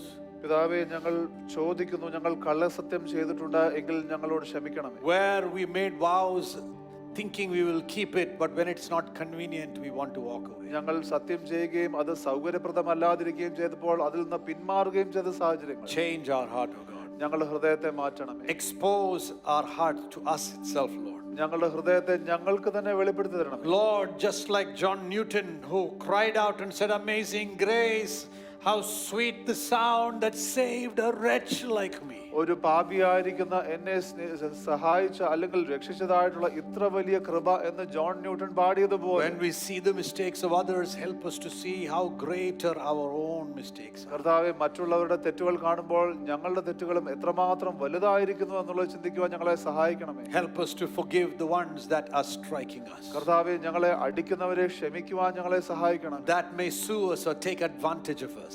ഞങ്ങളെ കേസിലാക്കുകയോ അല്ലെങ്കിൽ തർക്കത്തിലാക്കുകയോ ഉപയോഗിക്കുകയോ ചെയ്യുന്നവരെ, Lord, help us to let them know how much Jesus loves them. കർത്താവേ, യേശു എപ്രകാരം അവരെ സ്നേഹിക്കുന്നു, എത്രമാത്രം അവരെ സ്നേഹിക്കുന്നു എന്നുള്ളത് അവർക്ക് വെളിപ്പെടുവാൻ ഇടയാക്കണം. Today, Father, we want to pray like this. കർത്താവേ, ഇന്ന് അപ്രകാരം ഞങ്ങൾ പ്രാർത്ഥിക്കുന്നു. Our love has only been like the Gentiles. ഞങ്ങളുടെ സ്നേഹം ജാതികളുടെ സ്നേഹം പോലെ When മാത്രമായി. we love them that love us, we've only been like the Gentiles. ഞങ്ങളെ സ്നേഹിക്കുന്നവരെ മാത്രം ഞങ്ങൾ സ്നേഹിക്കുമ്പോൾ ഞങ്ങൾ ജാതികളുടെ നിലവാരത്തിലായിരിക്കും. We have been far away from loving like the Father. ഈ പിതാവിനെ പോലെ സ്നേഹിക്കുന്നതിൽ നിന്ന് എത്രയോ ദൂരെ ആയിരിക്കുന്നു ഞങ്ങൾ. But we don't want our light to be hidden, Lord. കർത്താവേ, എന്നാൽ ഞങ്ങളുടെ ആ വെളിച്ചം അത് മറഞ്ഞിരിക്കുവാൻ ഞങ്ങൾ ആഗ്രഹിക്കുന്നു. We want the world to see our good works. ലോകം ഞങ്ങളുടെ സൽപ്രവർത്തികളെ കാണട്ടെ. We want to be perfect. ഞങ്ങൾക്ക് തികഞ്ഞവരാകുവാൻ ആഗ്രഹമുണ്ട്. Lord, from blameless concerning the law, കർത്താവേ, നീതി സംബന്ധിച്ച് കുറ്റമില്ലാത്തവരിൽ നിന്ന് we want to come to perfection concerning the kingdom.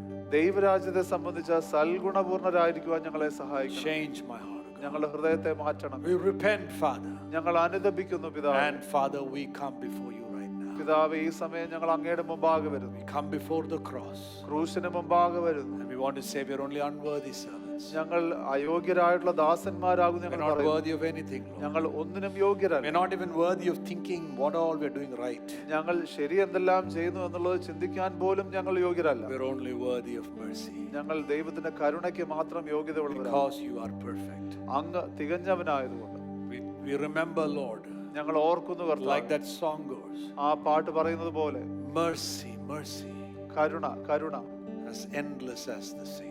അത് കടൽ പോലെ അവസാനമില്ലാത്തതാകും. Mercy, mercy, Karuna Karuna as endless as the sea. കരുണ കടൽ പോലെ അന്തമില്ലാത്തത്. Just receive that mercy right now. ആ കരുണ ഇപ്പോൾ നിങ്ങൾ സ്വീകരിച്ചാണ്. And shall we come to the foot of the cross നമുക്ക് ഇപ്പോൾ ക്രൂശിന്റെ പാദപീഠത്തിങ്കൽ വരാം. and let us renew our covenant before the Lord. നമുക്ക് ദൈവമുമ്പാകെയുള്ള ദൈവവുമായിട്ടുള്ള ഉടമ്പടി പുതുക്കാം.